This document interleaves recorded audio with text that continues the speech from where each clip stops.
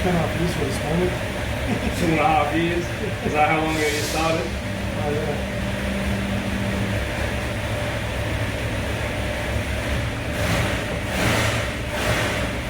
And what colour are we going to paint this thing, mate? Black or blue? We've got black.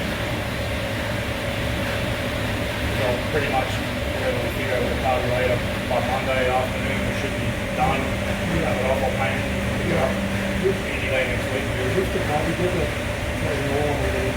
Yeah, the Ball, they're good. Honestly, I bought heaps of them. I don't even remember, like they're a good car. I never buy them. I don't even know how I ended up with it, to be honest.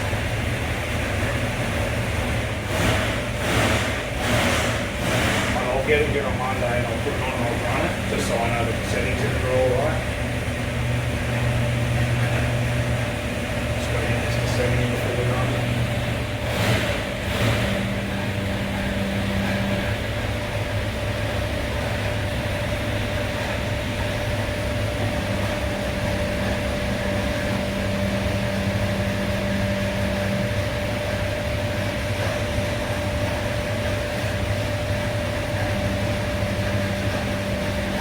With some alone, so we want to try to start here or just have it open.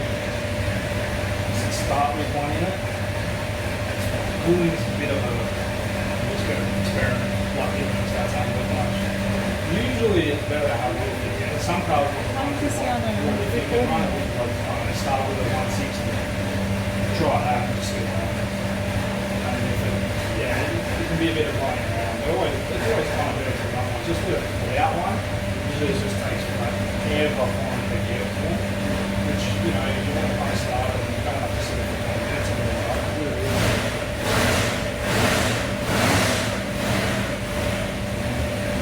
Sometimes you have things that they might get hot enough, which is not a good thing either. You need to get them. You've got to get it to running temp, otherwise it's not good if they run too cold either.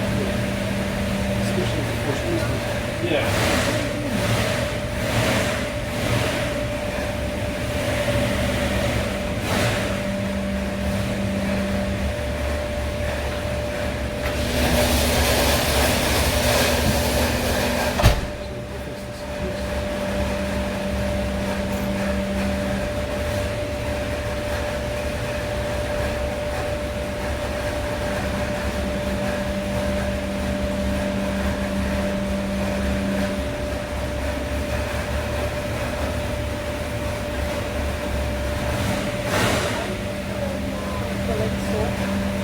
Just waiting for the temperature to drop to 70.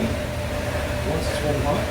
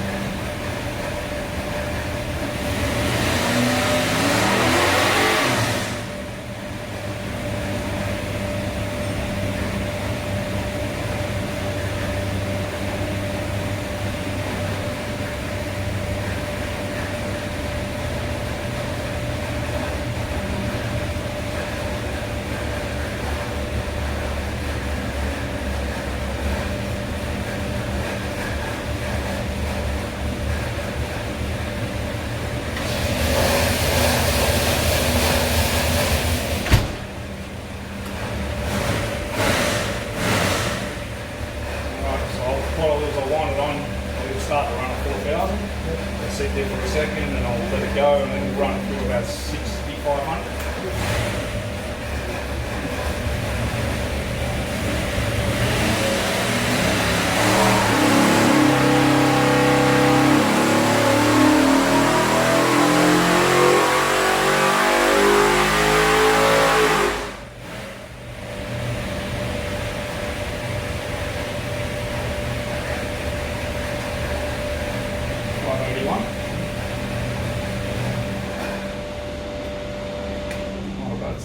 It's got 26 degrees of timing in it. You hear right at the end, this is something I might play with on Monday, going around it again.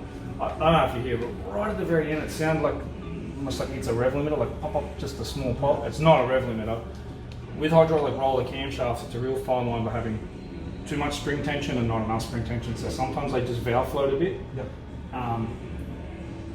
It did it to me yesterday on one, like you just right at the end here. I might try on Monday just bumping the spring pressure up a bit, which sport rock covers often do. Yep. See if I can get it to run a little, because it's still kind of not climbing heaps. It might gain another 5, just in RPM. But like carburetor, that carburetor's spot on. Air feels good. That's called brake specific fuel consumption.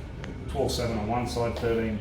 So I'd say that's like the touch rich and that's like the touch lean, but in a single foot you can't kind of, you sort of split it in the middle, it's pretty much perfect. And this number here is what they call brake specific fuel consumption. So that's how many pounds of fuel per hour for every 1 horsepower. Anywhere in the mid to low 4s is good if you get your air fuel ratio right. So this engine's actually very efficient. So to have your air fuel ratio and have that all in the very low 4s, even 399, that's mad. That's a really good. That's a good thing. Oil pressure's mad, 70 to 80 pound the whole way through. If I can get it to run a little bit further, it'll make a little bit more power, I reckon. Plus, listen, we just warmed it up then, so the manifold's hot. What I'll do is we'll just give it a couple of minutes, just run it again, do nothing, and probably gain a couple. I've been watching a lot of YouTube videos and usually the taper off. That's still starting to climb, but because I can hear that noise, I don't want to run it any harder because I know it'll burn and valve float really hard, which I don't want to do. So most dyno curves look more like, well, they look everything.